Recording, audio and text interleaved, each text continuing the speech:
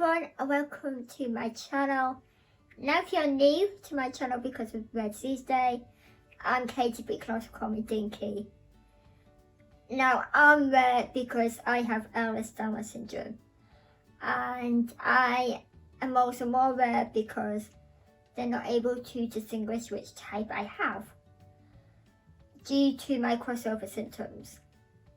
Another reason why I'm rare is because I am small, I'm dinky, and I struggle to put weight on and store fat, which is why I am on the Red Seas genetic testing. And because they feel like there's something else as well as EDS with me, they're just not sure and we want to get to the bottom of it. That's going to take months for it to, for me to hear anything from them. And especially lockdown makes it even harder. So I'm not expected to hear anything from the genetics place in a long time. Now, this has been done through Sheffield Genetics Clinic and the Northern Genetics Services, which is based in Newcastle, but they do across the northwest. So between the two of them, they're sorting that out. And it's quite exciting. Rare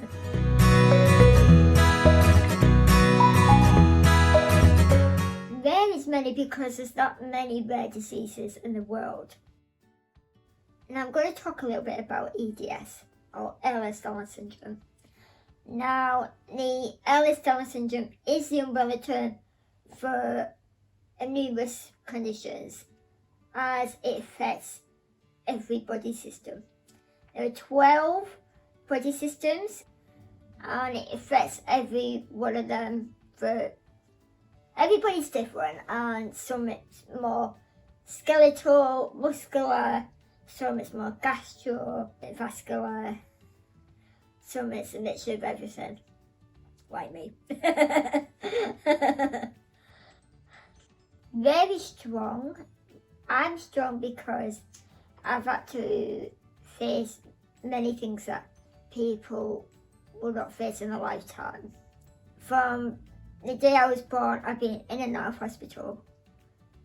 Manchester, Lancaster, Wigan, my local hospital. I've seen Sheffield.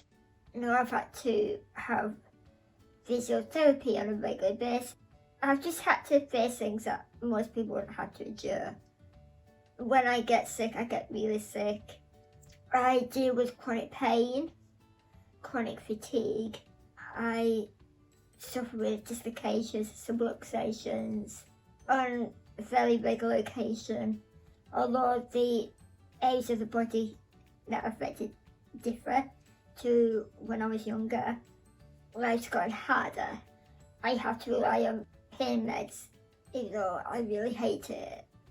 And I struggle to take medicines because they don't always affect me the right way, and some of them just knock me for six and don't do anything for the pain.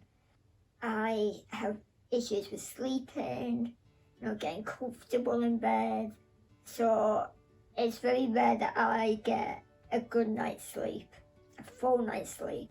I'm never rested. I spend a lot of time in bed where I try and rest as much as I can. I find it hard to go out because it knocks the wind out of me, to be honest. And so I tend to go out on rare occasions, going to shows and concerts and seeing family is the main thing that I do on a normal basis. And they tend to be like once or twice a week, depending on what's going on.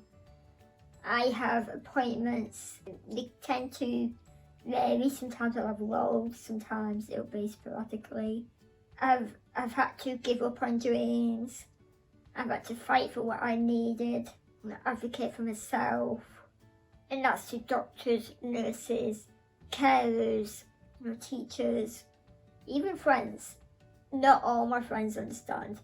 Not even all my family really understand, like a lot of my family do. I have a wonderful family. I love them so much. And I know that they're there if I need them. Even if it's just to talk. I have a wonderful network of friends online. who really understand because they've been through what I've been through or been through similar things. It was always my dream to go to university, to get a good job, to have my own family, and EDS has took a lot of that away. I have to face body issues like confidence, and because I do have a double curvature in the spine, I am very thin and small, and at the moment there's no explanation to why I'm so thin and small, but hopefully the genetic testing may reveal some answers for that. I have to be strong for myself. I have to pick myself up. Like if I see friends, cousins, and even like celebrities, you know, they meet people and they fall in love, get married and have kids and get new jobs, and it's hard to see that sometimes because I have so much love to give, I do. But the concerns with having your own family, there's a lot of questions there that need to be investigated, and you know, would it be too much pressure on my organs and my back?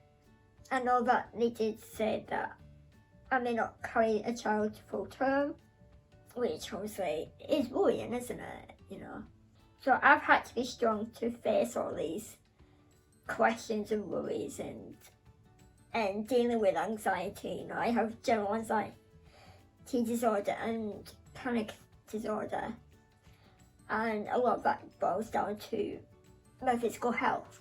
But you know, people say that I am strong, and I know I am strong because I've had to go through what I've had to go through. You know, being left out, being not even on purpose, just by accident. You know, people get talking and I'm just kind of sat there like just looking around thinking, okay. Sometimes it's hard for me to contribute to conversations like jobs, families, because I'll never experience that. So I just go into my own little world and just, you know, occupy myself with my own thoughts. I'm proud of what I've been through from where it's gotten to me now. Creating videos for you guys as well as for me. I'm able to raise awareness about EDS. I've achieved getting places at university. I received awards both in college and county-wise, which is really awesome. Really incredible to have people believe in me. I'm proud of the outlook that I have. You know, people always say, oh, you're always smiling, you're always so kind, and you find your way through things, and that makes people proud, and it makes me proud. I'm proud to have EDS because it's taught me so much about being kind, being patient, being understanding, and being aware that not everything is as what it seems on the outside. And I think you have to attribute these to other people. So I'm proud of who I am today. I'm proud of everything that I've been through, the challenges and the hurdles that I've gone through, and the advocacy that I've had to endure. I sometimes struggle, I do, but when I've got the right people around me, it's so much easier, and it's a great feeling knowing that it's a teamwork. I'm proud that I've never given up on myself or working on my dreams. Even though my dreams have had to change, I'm not able to go to university after all. Even though I've got places, I've gone past it. I've had other things to deal with, other things that pop up that are exciting. And if I can continue to raise awareness, to be kind, and to brighten up people's days, to educate people on how to be with someone like me, you know, in personal relationships, medically, you know, social working, then I know that I'm doing the right thing. And none of this would have been possible if it weren't for having a rare disease. Yeah, I am there, I am strong, I'm one of the many, and I'm proud. having EDS is difficult, it is challenging, it is frustrating, it is empowering, because it's giving me the tools to hopefully create a better, more positive, better aware people around, in the education, medical profession. And even, obviously, I'm not able to work, but there are some people who can work. And look at Shirley Houston, and you've got Millie, a young lass from EastEnders who was diagnosed last year with EDS. They both have the hypermobility type. And you can see it affects everybody differently.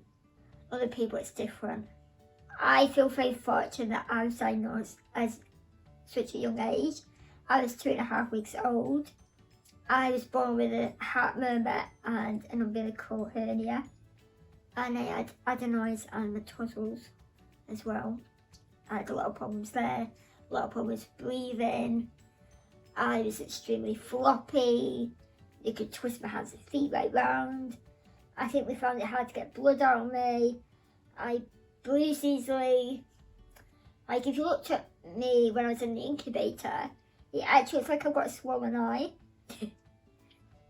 Which I never noticed till I was looking at it last time. I was like, oh, come my eye. Never noticed that before. So, with the heart murmur and the umbilical hernia and the breathing problems, they were doing loads of tests on me. I was sent to Manchester Royal Children's Hospital, which was at Pendlebury at the time. This is how far back, how old I am. And the professor who I was referred to be under, I was under his care for about 18 years. And there was not much that he didn't know. He was a musculoskeletal orthopedic professor. I was able to get physiotherapy, occupational therapy from day one basically. I had speech therapy. Yeah, I had so much therapy when I was an infant. But sadly many people don't. They spend years struggling because they don't have that diagnosis.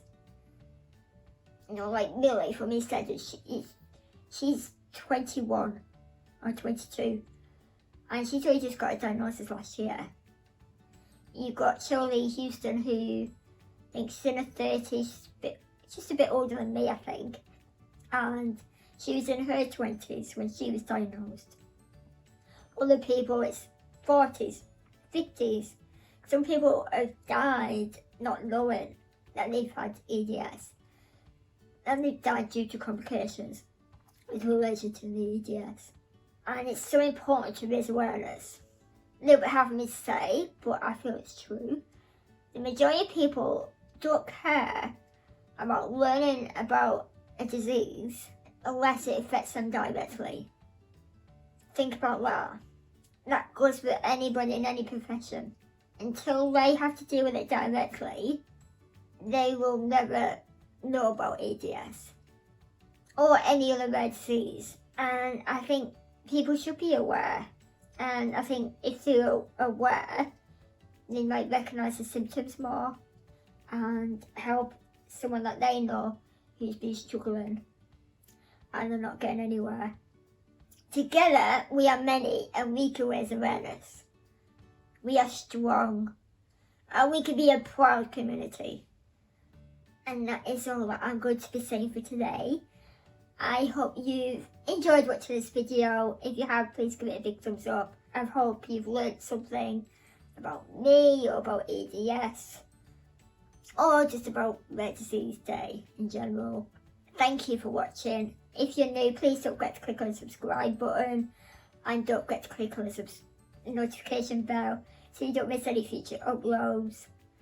And if you can share this video, then that would be amazing. And thank you. Now take care everybody, and I'll see you all soon. Bye. Bye.